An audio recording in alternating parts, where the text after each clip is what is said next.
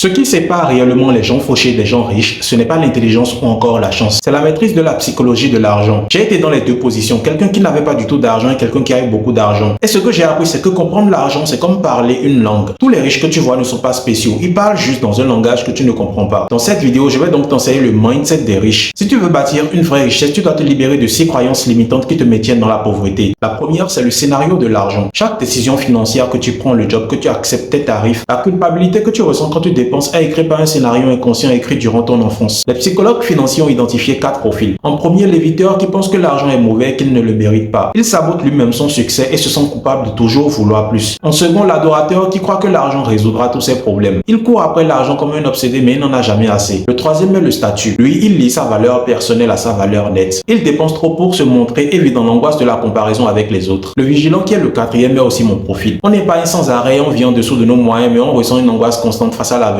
Donc voici ce que je veux que tu fasses. Je veux que tu repenses aux phrases que tu avais l'habitude d'entendre à propos de l'argent en grandissant. Peut-être que c'est l'argent ne pousse pas sur les arbres, sois reconnaissant pour ce que tu as ou encore les riches sont gourmands et égoïstes. Ces choses ne sont pas des leçons mais des pensées d'autres personnes que tu as prises à ton tour. Et une fois qu'elles se sont inscrites dans ton subconscient, elles ont commencé à diriger absolument tout dans ta vie. Le travail que tu acceptes, les tarifs que tu factures ou encore ce que tu crois mériter, bref. Je veux que tu rééduques ton subconscient à penser à l'argent d'une autre manière. Note ton premier souvenir lié à l'argent. Ce que tes parents avaient l'habitude de dire et comment ils se comportaient avec l'argent. C'est probablement ton scénario actuel. Une fois que tu as identifié ton scénario, tu peux le réécrire. Ton nouveau scénario pourrait être: l'argent est un outil qui me permet de créer de la liberté et d'aider plus de gens. Quand tu changes ton scénario interne, tes résultats extérieurs vont commencer à se mettre à jour. Et quand tu vas commencer à associer des sentiments positifs à ton nouveau scénario, tu verras que tes comportements vont commencer à s'aligner de plus en plus avec. La deuxième croyance limitante qui te maintient pauvre est ce que j'appelle le plafond de richesse. L'image que tu as de toi-même est comme un régulateur. Si tu te vois comme quelqu'un qui gagne 50 000 € par an, tu vas rester inconsciemment bloqué à ce niveau. C'est la même chose avec le travail que tu as, le partenaire que tu as ou même la maison dans laquelle tu vis. Même si tu gagnes plus, tu trouveras un moyen de tout dépenser pour revenir à ton niveau habituel. Pour devenir plus, tu dois d'abord accepter que tu mérites plus. Si ton identité inconsciente est celle de quelqu'un qui lutte avec l'argent, tu vas trouver tous les moyens pour continuer à lutter. Par contre, si tu te vois comme quelqu'un qui crée, qui manage sa richesse, qui peut faire de l'argent quand il le décide, tu vas trouver tous les moyens de le faire. Donc voici comment tu vas changer ça. Je veux que tu écrives noir sur blanc: je suis le genre de personne qui, et tu finis la phrase honnêtement. Peu importe ton identité financière actuelle. Tu dépenses trop, tu dépenses moins, tu économises trop, tu n'économises rien. Puis à l'inverse de la feuille, je veux que tu écrives que tu es le genre de personne qui bâtit et qui dirige sa richesse avec facilité. Tu n'as pas besoin de te sentir comme cette personne ou d'agir déjà comme elle. Je veux juste que tu l'écrives et que tu ne te sentes pas refoulé par ce que tu vois sur la feuille de papier. Je suis très sérieux. À chaque fois que tu prends une décision concernant l'argent, je veux que tu sortes ce papier. C'est tout ce que tu as besoin de faire pour l'instant. Le moment où ton image de toi-même va se développer à force de lire ce papier que tu vas constamment t'en rappeler, écris maintenant une nouvelle phrase pour mettre dans ton cerveau le montant d'argent qui va suivre ta nouvelle identité financière. La prochaine croyance limitante que les gens ont est qu'ils doivent payer des passifs au lieu des actifs. Le système t'a programmé pour consommer et non pour produire. Or, pour devenir riche, tu dois produire et distribuer. Robert Kiyosaki l'a expliqué dans son livre Père riche, Père pauvre. Les riches achètent des actifs et la classe moyenne achète des passifs en croyant que ce sont des actifs. Garde simplement qu'un actif met de l'argent dans ta poche et un passif sort de l'argent de ta poche. La plupart des gens passent leur vie entière à payer des passifs en se demandant pourquoi est-ce qu'ils n'arrivent pas à passer à un stade supérieur. Ils se demandent: est-ce que je peux me permettre ceci au lieu de est-ce que ceci va me payer en retour. Pour reconnaître un actif et un passif, c'est vraiment très simple. Ta voiture est un passif car elle perd de sa valeur dans le temps et sort constamment ton argent à travers l'essence, la maintenance et tout ça. Ta maison d'habitation est un passif. Beaucoup ne seront pas d'accord, mais c'est vrai. Tu as peut-être une hypothèque, les impôts, les dépenses d'aménagement et de rénovation, ça ne te génère aucun revenu. Par contre, un cours qui t'apprend de nouvelles compétences est un actif. Parce qu'il va te payer en retour en te générant des revenus à travers les compétences que tu auras acquises. Une maison de location est un actif parce qu'elle te génère des revenus mensuels réguliers. L'actif ou le passif ne se trouve pas dans le matériel en lui-même, mais dans l'utilisation que tu en fais. Tant qu'un élément te génère plus de revenus, c'est un actif. C'est dans cette direction que tu devrais dépenser ton argent au lieu de le laisser à la banque ou de le mettre dans des passifs qui sortent de l'argent de ta poche sans arrêt. Ton argent lui-même peut devenir un passif si tu n'en fais pas quelque chose car l'inflation constante de la monnaie dégrade sa valeur dans le temps. Voilà pourquoi tu dois apprendre à investir dans des choses qui créent de l'argent. Les connaissances, les compétences, les équipements pour un business par exemple. Dirige ton argent dans des choses qui vont te payer en retour. La quatrième croyance qui t'empêche de faire plus d'argent est le mindset de la rareté, du manque. Le cerveau humain est programmé pour la rareté parce qu'il doit assurer la survie. Le cerveau du manque pense tout le temps: je n'en ai jamais assez, j'ai besoin de plus. Je dois protéger ce que j'ai et si l'autre n'a plus, ça signifie moins pour moi. Mais si ma famille mourait, je dois avoir plus de ressources, etc., etc. Quand tu réfléchis comme ça en termes d'argent, ton jugement est biaisé, tu prends des décisions idiotes. Tu ne peux pas planifier sur de long terme et ton focus est sur l'argent rapide et immédiat. Les gens avec le mindset de la rareté stockent l'argent au lieu de l'investir. Ils pensent seulement à court terme parce qu'ils pensent en termes de survie et c'est ce qu'ils obtiennent. Ils voient chaque opportunité comme une menace. Mais si tu peux t'entraîner à avoir le mindset de l'abondance, tout changera pour toi. Les gens gens avec ce mindset trouvent qu'il y a toujours plus à créer. Ils se permettent d'investir, de donner quelques oranges aux voisins. Je peux prendre des risques calculés parce qu'il y a des opportunités partout. L'argent n'est pas une ressource limitée, donc je vois le monde avec ses possibilités limitées au lieu des choix limités. J'ai réalisé que plus j'investis en moi-même, dans mon business et dans ma vie, plus je reçois en retour. Parfois, tu auras des pensées comme « et si l'argent s'arrêtait de venir? Si mon business arrêtait de marcher ou si on me renvoyait de mon emploi ?» Tu peux avoir ces pensées, mais tu n'es pas obligé de les suivre. Écoute la voix qui combat la peur et qui t'amène à faire des choix audacieux pour obtenir plus. Pour avoir un mindset abondant, c'est très simple. Une chose est de devenir conscient de quand tu prends des décisions à partir de la peur ou à partir des possibilités. Quand tu penses « est-ce que je peux me permettre ceci ?» Je veux que tu reformules en « comment puis-je me permettre ceci ?» Le moment où tu arrêtes de te demander comment protéger ce que tu as et que tu commences à te demander comment multiplier ce que j'ai, c'est le moment où tu commences à publier des questions d'un niveau supérieur d'intelligence. C'est aussi à ce moment que tu arrêtes de saboter tes finances. La prochaine croyance qui te bloque financièrement est l'allergie de la perte. L'allergie de la perte est la raison pour laquelle tu continues de perdre en investissement parce que tu évites le risque et tu restes bloqué là où tu es. La science a montré que la douleur psychologique de perdre 100 € est plus forte que le plaisir de gagner 100 €. C'est pourquoi en tant qu'humain, on continue de garder des positions perdantes en espérant que les marchés se retournent au lieu de tout simplement stopper l'hémorragie et couper la perte. On reste dans des boulots sans issue et des relations malsaines. On ne négocie pas les salaires et on évite l'investissement parce que la peur de perdre dépasse largement le potentiel de gagner. Ton cerveau est conçu pour protéger ce que tu as et non pour poursuivre ce que tu pourrais avoir. C'est pourquoi la plupart des gens ne prennent pas le risque de devenir riches et ils se disent « oh, quelque chose ne va pas avec moi, j'ai sûrement un problème ». Mais tout va très bien avec toi, tu es juste humain. Je suis conçu comme ça, tu es conçu comme ça, mais si j'arrive à dépasser cette peur de perdre, tu peux le faire aussi. Donc voici comment briser ce cycle. Tu dois transformer chaque perte en leçon. Si tu perds 5 000 € dans un business, l'abondance dira que tu as payé 5 000 € pour une leçon qui va te rapporter plus tard des millions d'euros. Quand tu commences à voir les choses de cette manière, la peur arrête de te contrôler et ton esprit s'ouvre à toutes tes possibilités. La sixième croyance qui t'empêche de faire plus d'argent est le piège du temps. La plupart des gens passent leur vie à essayer d'économiser de l'argent et c'est ce qui les empêche de faire plus d'argent. Ils oublient que l'argent se multiplie mais que le temps ne se multiplie pas. C'est pourquoi tu ne veux pas économiser de l'argent mais tu veux économiser du temps. Si tu génères 100 € l'heure en faisant quelque chose qui vaut moins de 100 € l'heure, tu perds de l'argent. Les personnes riches comprennent ça donc elles achètent du temps. Elles prennent des assistants, des cuisiniers, des travailleurs. Elles ne sont pas paresseuses, c'est juste que leur temps vaut plus cher et elles le mettent ailleurs. Les pauvres et la classe moyenne ont tendance à vendre leur temps. Ils échangent leurs heures contre de l'argent en faisant tout eux-mêmes pour ensuite économiser cet argent qui va perdre de sa valeur dans le temps. C'est pourquoi ils n'arrivent pas à s'en sortir. Quand tu commences à gagner plus et que ton temps vaut plus, trouve quelqu'un pour faire ce qui te coûtait de l'argent et paye-lui de l'argent pour ça. Ça va te permettre de te concentrer sur le travail qui vaut ton temps et c'est comme ça que tu pourras grandir encore et encore. Si tu es capable de faire ça, tu pourras gagner plus d'argent en peu de temps et tu pourras réinvestir en levier. Le levier crée donc de la liberté pour toi parce que les choses sur lesquelles tu as de levier créent plus d'argent en peu de temps. Pour sortir du piège du temps, c'est très simple. Calcule d'abord ton revenu horaire. C'est ton revenu annuel divisé par 2000 heures de travail. Maintenant, demande-toi quelles sont les choses que tu fais qui ne valent pas ton temps. Trouve quelqu'un pour les faire à ta place et concentre-toi sur les tâches qui valent ton temps pour faire plus d'argent. Donc, voici mon challenge pour toi. Je veux que tu prennes juste un changement de cette vidéo et que tu dises, c'est le premier dont je pense tirer le plus de résultats, donc je vais commencer à le pratiquer cette semaine. Si tu aimes cette vidéo, n'hésite pas à cliquer sur la suivante. On se dit à la prochaine vidéo, mon ami.